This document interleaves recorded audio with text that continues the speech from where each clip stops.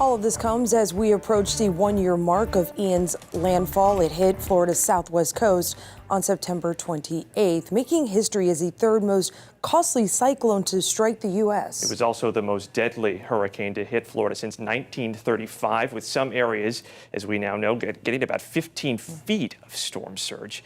Many people decided to stay put in their homes instead of evacuating, and as landfall got closer, honing in on Fort Myers, it quickly became a matter of life and death. So, just want to bring in meteorologist Mike Prangley into this, because when we look at the forecast 1 year ago today, which would have been a few days in before landfall, I mean, how accurate was that?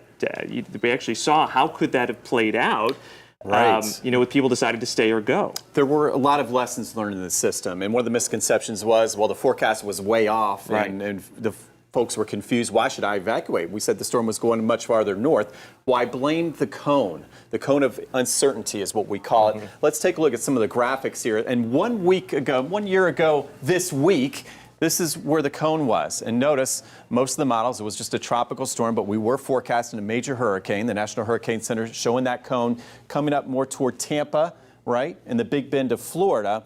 But most folks see that cone and they think that's where most of the impacts of the storm are.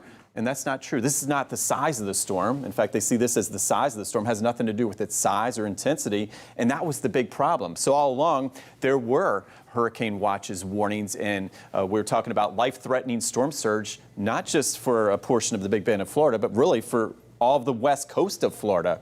So always heed the warning. And here, what our team does, we don't pay attention to the cone. We give you actual local impacts where you live, county by county.